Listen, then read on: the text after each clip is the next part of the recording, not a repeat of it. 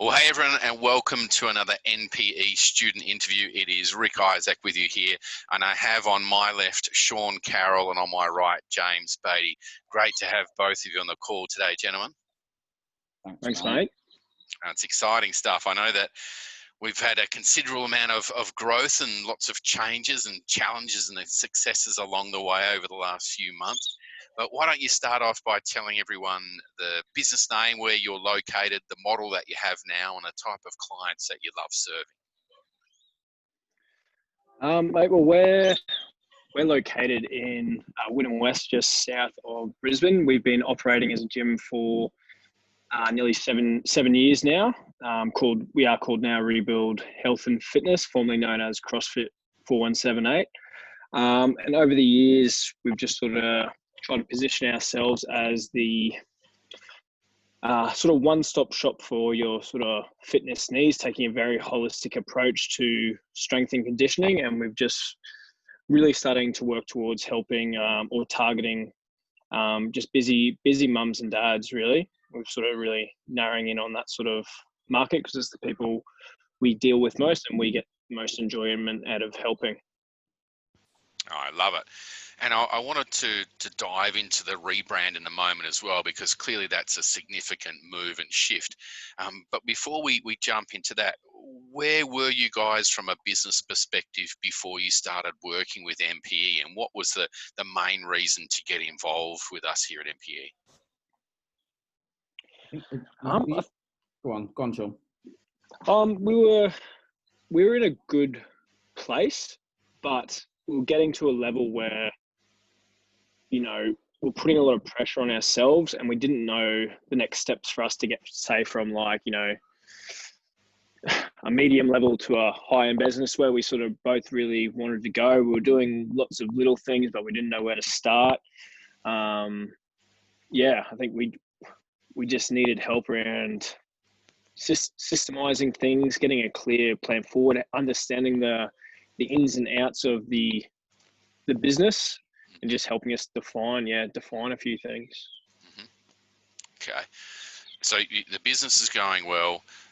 Before we go any further, what's really interesting with you guys, as I discovered when we first had our original conversation, and I did a bit of research on you guys, James, as we'll hear from your accent, not from Australia. Sean, clearly you are.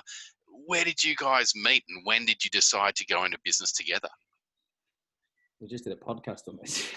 Perfect. Yeah. The Rebuild Health and Fitness podcast, if anyone's interested. There you go. Well, I was doing CrossFit in the city at a gym, and you came down for a competition, right, Sean? Once, and we sort of met. Yeah. At that competition, and we came up to train with you at CrossFit 4178, and then we just, you know, got quite friendly through there from both being injury prone, and then we played rugby together. Then after that, we played for the same club as well, same position, same club, and it sort of just blossomed from there. And we liked like 3 years ago, a bit over 3 years ago. 2016, 2017, something like that. Yeah, nearly 3 or 4 years. But yeah, we'd sort of been we spoke for a while about getting you involved with some capacity, but just couldn't justify it financially at the time because James had quite a good job, so it'd be taking a sort of financial hit to come and work casually for me to try and build something full time. So when we finally made it click, when we finally made it work, it was just kind of like, we just bit the bullet. James took a risk, and so far so good. Yeah, never look back. It was a good decision. Well, I love it. It's great to have back. And I know a lot of people listening will be thinking, well, yeah, why did they decide to go into business together, and how have they been able to do it successfully? And I guess that's part of what we were talking about. I mean, we'll get to, you know, where you guys are now in a moment. But you said, Sean, that part of the conversation, and I remember us originally speaking, the three of us, about that systemization, I should say, was also about you guys getting really efficient with your roles and not sort of, you know, doing the same thing twice, and really assigning clear responsibilities and roles for each other. Tell us a bit more about that from your perspective, James, and what that was like to sort of really get that organised and into more of a system. Well, we just didn't really have systems at the beginning. I suppose it was just two, lads that were pretty good at what they did at the beginning. And the business sort of grew, and it grew a little bit. I wouldn't say too fast, but it got to a stage where it was like, right, we need sort of help now. And we didn't have any systems, any procedures, we had nothing in place. We were just coaching. So our work-life balance wasn't great at the same time. So we're working, we were always on the floor, we were always at the school, and then we were trying to grow a nutrition business in there as well. And we were just like, we were everywhere. So I think one of the first things we sat down is that, we wanted systems. We wanted to build the business to a place that if we don't want it, but if we ever wanted to sell it, we could go, right, boom, there you go. This is in place. And I think, we worked through that. Obviously it's been a journey. And it's evolved again still. So again, we're a different place now, but getting them systems and procedures in places were massive, and actually feels a bit more like a business now, if that makes sense. I remember our original conversations, and I appreciate you sharing that, James. And Sean, I'll throw to you now, because that was one of the things you guys are saying, that you grew to a level, and you were successful from a financial standpoint, although you weren't necessarily managing the numbers as well. But you still didn't feel like you were successful business people, because you didn't have it all organized, and it felt like you were both still winging it. Tell us a bit more about that, Sean. Yeah, it was one of those things like, we thought we were doing the right thing by, letting people come in, do a free trial, give them 2 weeks, and then, we wouldn't follow anyone up.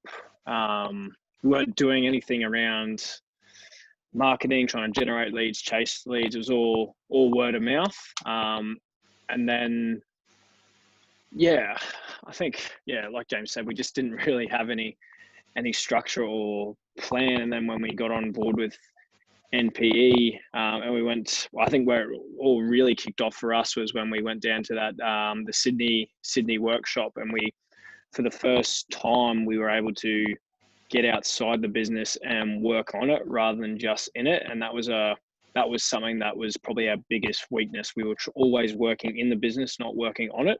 And for us to be able to take that step back and delegate roles a little bit more, and make sure, like, if we need classes covered, the other coaches aren't just asking us first. They were trying to organize things amongst themselves. And then when we were down in Sydney, we really nailed down that auto closer presentation or sales system that MPE teach us. And that's been just fantastic in bringing in people that we want, and making sure that anyone who's potentially toxic to our environment, we don't need to waste time with them.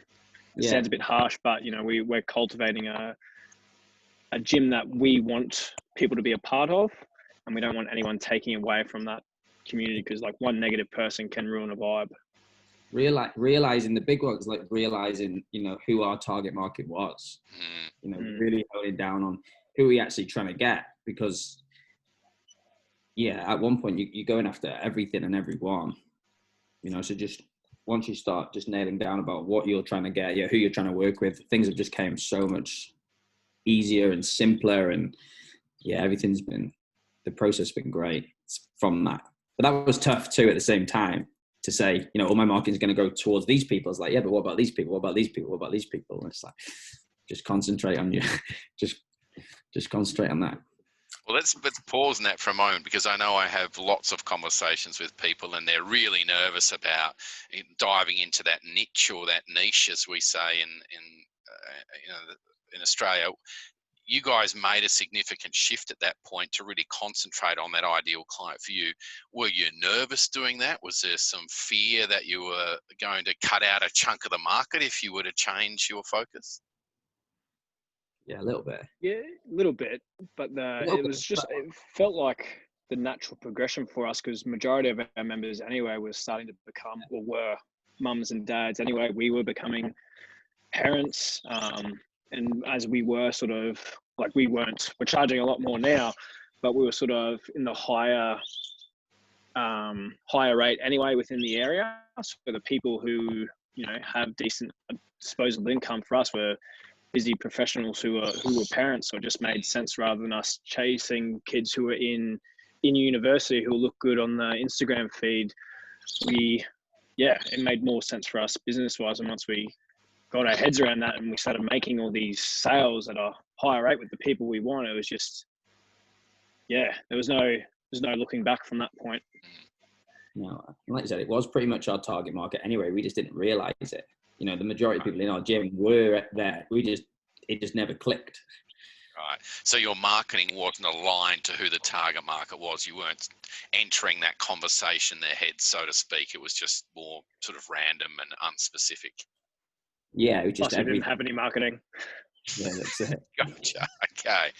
Well, let's talk a little bit about the rebrand. So you were CrossFit 4178, as you mentioned, and then you've rebranded into Rebuild Health and Fitness, and obviously that was a shift away from that traditional model as well.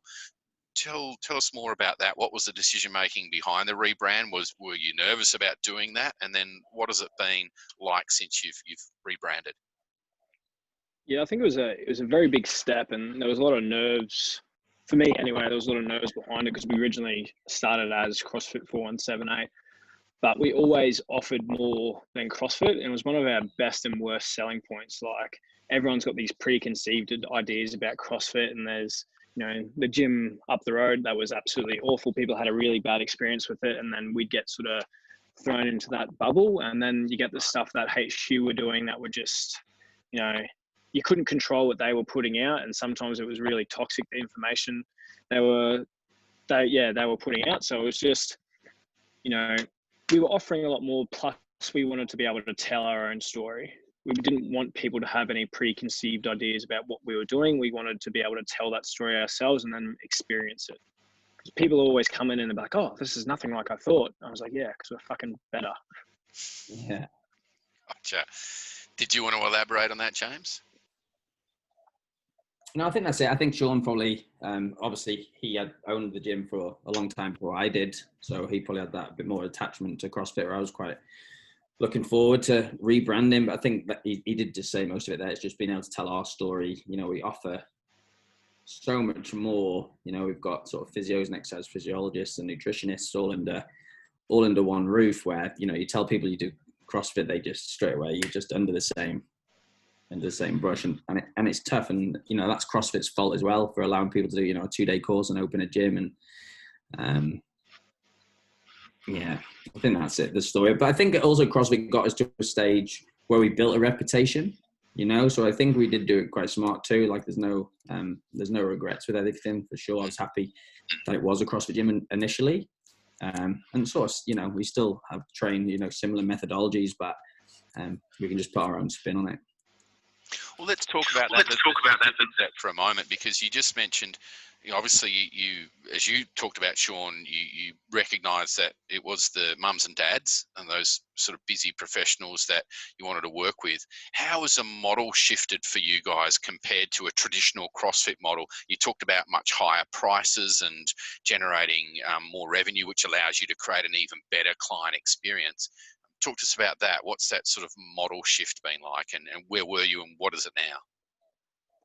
Yeah, I think it's just, as I sort of mentioned earlier, we're trying to be like we are a holistic strength and conditioning facility. So rather than, you know, in the early days, you're always trying to design, like, whilst I came from a strength and conditioning background anyway, like, everything we did was still periodized and designed around making people have progress. But, you know, I'd program for, you know, the athletes that we had, not just the everyday person.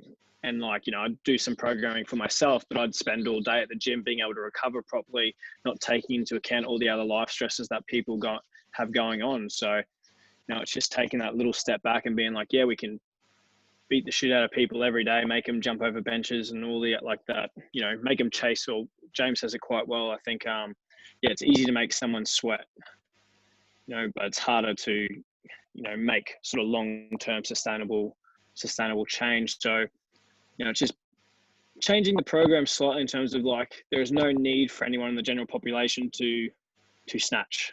Like, we don't need to get our mums and dads snatching. It's just, you know, you're meant to snatch in CrossFit as an expression, as a way of expressing power. There's a million other different ways we can do that and we don't need to snatch to do that. It's just risk management. You know, it's just making sure people know they don't need to flog themselves every day.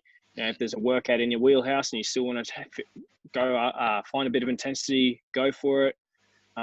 Just communicating with our mums around, like, you know, the menstrual cycle. We just held a pelvic floor seminar that, you know, is a topic that doesn't often get spoke about.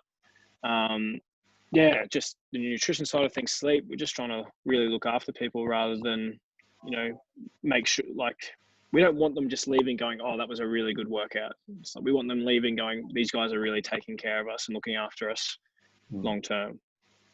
So has the class size and that sort of thing changed, or clearly your programming, as you mentioned, has other elements of the service delivery changed? Yeah, we just put a cap on our classes. We've got a rather large facility that we could sort of pack out the square meterage and do it that way. But, you know, I'd rather people pay more and have less people in the class to keep the quality high. I don't want anyone to feel like just the number. So we cap it at 20. We have 1 or 2 coaches on, depending on the day and the class size. But that was always sort of a goal for us anyway. We've just set firm limits on it now, so everyone knows what they're getting into. And you mentioned that you put your prices up. I know, going through the business modeling tools, you know, we had some questions around, well, would the market pay it and those sorts of things. James, what were your thoughts when you originally put the prices up and started to market to that more affluent crowd? But then also, how much easier has it made it when you know you're just working with one target market and managing a lot smaller numbers rather than having this much higher volume? Tell us a bit about that.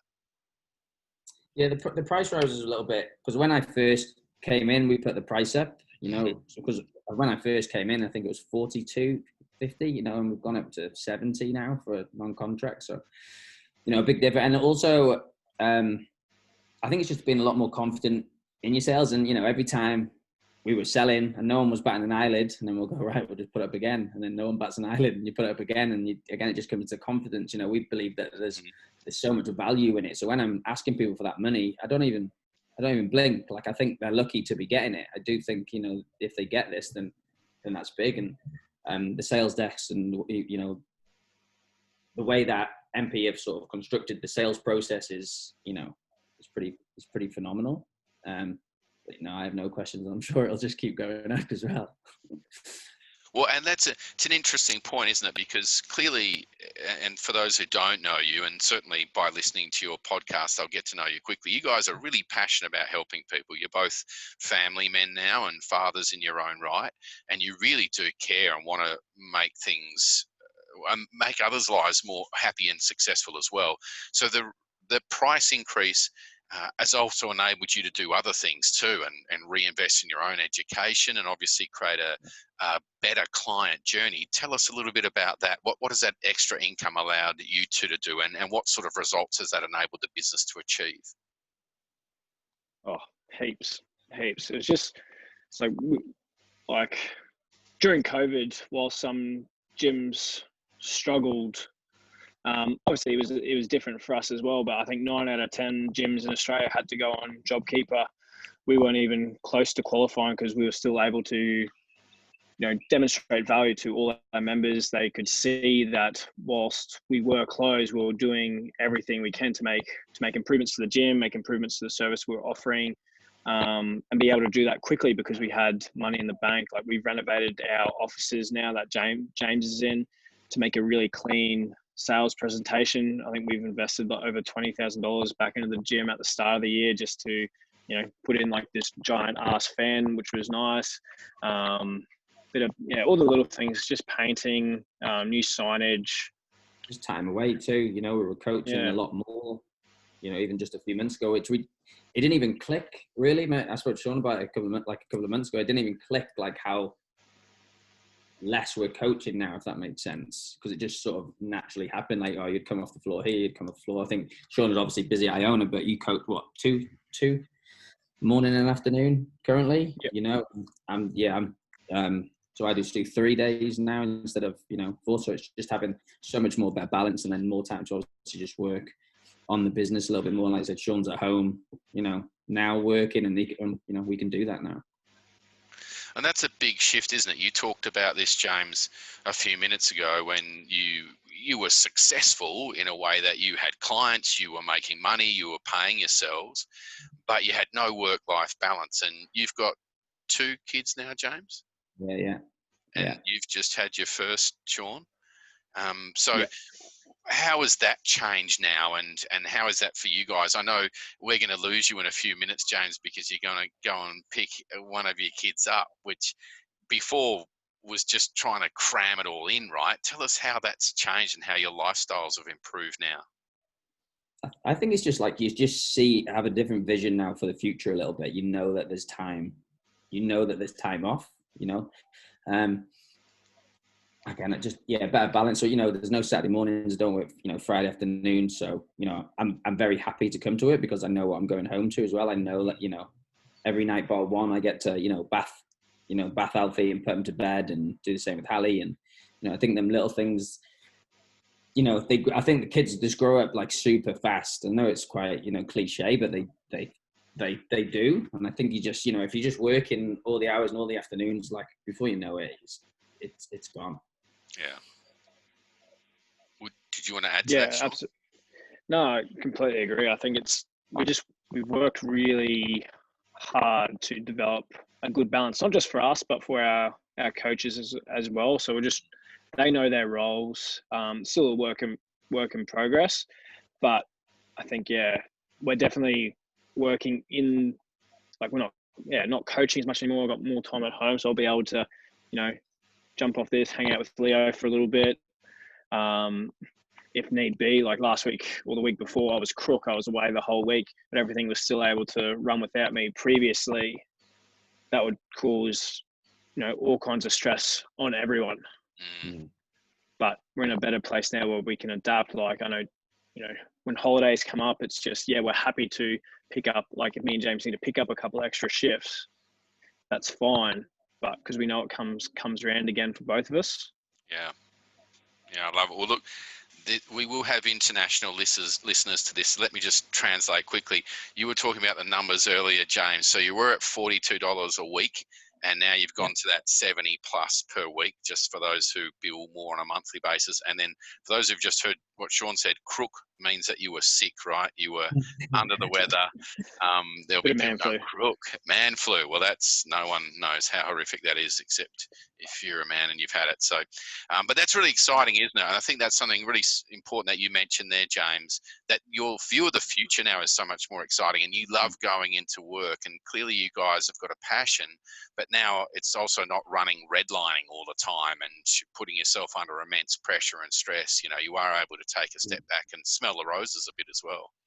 Yeah, I think the big thing was as well, obviously with Sean and yourself, is just, knowing your numbers back to like understanding them. In the past, we just didn't. We just said, how much money we got in the bank? All right, we'll spend it then. We'll do something, instead of actually, having cash flow there and, projecting so you can sort of, learning the numbers was massive because we were clueless. We were just bringing in sales, make a sale and then crack on, and it was just, you were just spinning the wheel. But you didn't really understand anything bar how to be a good coach.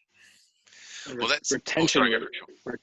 I was just going to say, just on that, like, retention was massive for us as well. The little things that we've learned from you guys to help us retain clients, because I think before we joined MP, it was about we were signing up lots of people, but then people were just like leaving every now and then, so it'd end up like it'd be like almost one for one. But now it's definitely not that. Well, that's the thing. Now that you've got, really clear on that vision, you've created that community, and you mentioned, Sean, you refuse to allow anyone who doesn't want to be an active part of that community in, so there's no toxicity in there or negative vibe. What would you say that the biggest challenges were for you guys? And clearly your own leadership has been a significant step up. You mentioned the team and getting them into a state where they feel well looked after, and there's clear reporting structures in there as well. What have the biggest challenges been for you guys over this last period, and really sort of coming up to 12 months now in terms of the growth of the business? For me, sorry, my alarm's going off. For me, it was probably just getting my head around the numbers, because it was something that, like, I'd never done before. I think like with learning any new skill, that's where the challenge is. But now it's just like my Monday morning thing. I go through the cash dash. Definitely gets easier as we go along, and then just I think cutting ourselves a little bit of slack in the sense that we would try and do a lot, and we get 80% done everything, and it's still a battle that we deal with.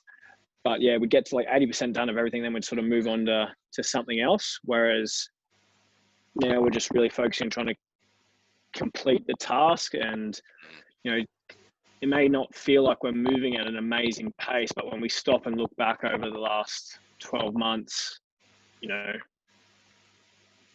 we've come so far. I think we were up, in the middle of COVID, and we were up like 140% on what we were bringing in during the middle of COVID compared to what we were last year. And we were in a really good place last year. Yeah, that's amazing. James, I know we're going to lose you shortly due to school pickup. What would you say I think, unless you had anything to add to Sean, but what were your biggest challenges, or what were the biggest lessons learned for you? I think it's just understanding your roles. Like, I think that was, the big one outside of it. Yes, you coach, but, we're away from it. And, we've sort of had the chat, we naturally fall into it, so Sean will do a lot of the admin side of things and a lot of the numbers. And, I'm from a bit of a sales background. So I found rekindled the love for sales again. So I make it, I don't like not getting over the edge. So I think just defining roles was a big one. That's been a helping hand, and it just makes things easy, because then if things aren't done, we know who it's on. Yeah. And we can just take full responsibility for, ourselves, and it makes the chat easier. We talked about, I really distinctly remember the conversation when we talked about you guys having a very loose meeting schedule or schedule for those in the US. And by loose, I mean there really wasn't one. It was conversations in corridors. It was just grabbing 5 minutes here and there. How has that been different from you now that you've got those reporting structures to each other, but also with the team reporting to you as well? Yeah, every Monday, James and I sit down, and we've just blocked out a slot in the morning for a couple of hours where we just sit down and go through the little tasks we need to individually, plus sort of bounce off any ideas or things we need to discuss for the week. And then in terms of our keeping in touch with our coaches, we're just a little bit more onto it with our WhatsApp group, making sure anytime there's a new member signed up, we send them full details about that member. Put little notes into Waterfire next to the athlete profile, so everyone's sort of on the same page and no coaches are surprised by anyone who rocks up. So if someone has a dodgy knee, for example, everyone knows who that person is, what they can and can't do. I think, everyone's just a lot better at communicating with each other, which was something that we thought we were doing well before, but in hindsight we weren't, and we're just doing it a lot better now. Yeah, that's awesome, isn't it? I mean, they use well, not everyone knows it, but the TV show Cheers, where you go and everyone knows your name, but you guys have gone to even the next level. They not only know your name, but they also know your medical history as well. So that immediate client experience, even though they haven't met the trainer knows about them and how to adjust workouts. And I mean, that's a massive increase in service delivery, isn't it? And really creates that wow factor for the clients. Yeah, it's huge. It really is. Yeah, that's awesome. Well, look, I know you guys have had significant growth. You just talked about, being up 140% during COVID, right in the smack bam in the middle of it, which most people will find amazing. What would your advice be for others? I mean, clearly you guys have jumped in. I remember our early conversations about the numbers, and let's be honest, it was a little challenging to start there, wasn't it, to get those done every week? Because no one wants to do the numbers. I'm sure a bunch of people listening to this will say, well, why? Why is it even important? But what would, that's given you a lot of freedom to have articulate conversations and to be able to analyze where the business is at. What would your advice be for others, people who are either maybe struggling through COVID or maybe they've been okay through that period, but they now want to and desire to get more work-life balance and to help more people and to run a better business? What would you advise them on? get a coach. Someone asked us on the podcast the other day, they're like, did you think you would be where you are now? And if you could do anything, what would you do differently? And I just said I would have got a business coach earlier. That would be my biggest thing. Definitely. Yeah. That would be the biggest thing, and just done. It's just, I think some people just don't want to ask for help, or they think they're going okay. And sometimes maybe they're not, but I think if you have a coach that's honest, which, you guys, are honest. Sean's very honest. It's but it's just a lot easier. I think it's just a great investment. It really is a great investment. So I would get a coach. Yeah, absolutely. I think it was a big step, but it was one that I think we'll be both in agreement. We're very glad we did. And then for me, from a personal point of view, I think it was just really trying to keep a growth mindset with everything business related. So, with the numbers, it was kind of one of those things where I was like, I don't want to put in my expenses because I don't want to know. It's kind of like ignorance is bliss. But now it's like, if we suck at something, then, and if someone like yourself or Sean, who's been in the game for such a long time, is telling us to do it, and if we suck at it, then rather than being like, fuck, I'm not going to worry about it, it's like, okay, this is an opportunity, let's get better at it, and it's going to have a flow-on effect elsewhere, and yet to be proven wrong by that. I think in the middle of COVID, when we're sitting there, when we found out gyms were going to go into lockdown, me and James were sitting in the office, and James was a bit stressed, and rightly so. He's like, "Oh, we're going to have to shut down. This is going to be shit." And I was like, "Oh, this is going to be great. It's going to be the best thing to happen for us, because we're going to have time. We're going to have a lot more time to do all the little things we wanted to do." And when things opened up again, we had a brand new sales system, brand new office. Prices had gone up again. We signed up. It was 38 people in that first month. We opened up again.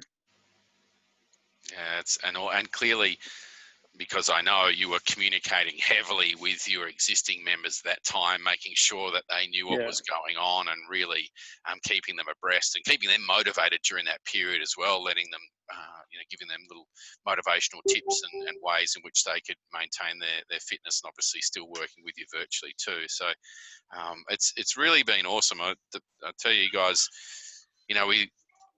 you guys have really stepped into some of those harder things, numbers being one of them. You just mentioned it then, Sean, as well, not wanting to look at it or thinking, no, that's all right, we do it fine. That sort of, we're okay. Well, really thinking, well, hang on, let's see if this is an opportunity to get better. And then, as you said, James, you can have a coach, but are you coachable? And they're not always the same thing. So you guys have been amazing, and you've really stepped into some of those areas or opportunities for improvement and seen them as exactly as that. You haven't got defensive when, something's been brought to your attention. And as you mentioned, James, we're honest, and sometimes brutally honest at times, because that's what a coach does, right? You don't want a coach to sugarcoat things and say, well, that's okay if it's not. That's all part of it. But yeah, it's been exciting. You touched on the vision or the future being exciting for you, James.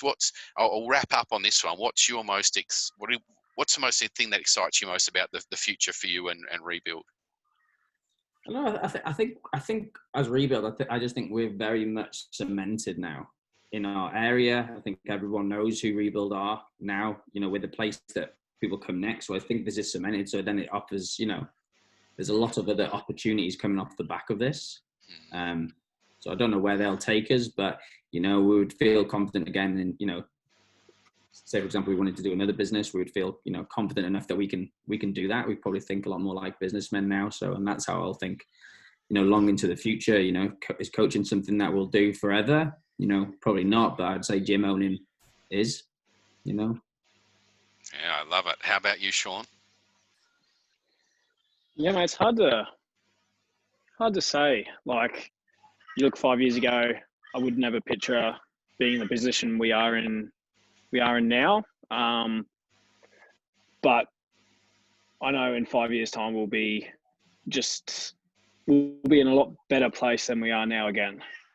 As James said, just more and more opportunities are presenting themselves to us, and we've got so much more room to grow and develop in all kinds of different areas still. And that, I think that's an exciting part. Like, we're nowhere near the finish line, and we don't really want to be either. We want to keep pushing forward. Yeah, it's awesome. And I know there'll be a bunch of people who'll be inspired listening to this because they're thinking about going through a rebrand themselves, or telling their own story, as you guys said, or now thinking, well, maybe I should really have a look at those numbers and potentially explore some coaching as well. So thank you so much for your time, guys. I know you're both busy fathers as well as business owners. I love that you're looking at everything from a business perspective now, and also viewing it as opportunities for growth. And we've got to, mark this spot, because you guys will be doing even bigger and better things and having a bigger impact on the health and wellness of the community that you serve as you go on. So thanks so much for your time, Sean and James. Really appreciate it. And yeah, we'll keep an eye on you guys and revisit in a few months when the next win is being on board. But congratulations for surviving and growing and thriving through COVID. And we'll speak to you both very soon. Cheers, mate. Thank you. Legend. Thanks, mate.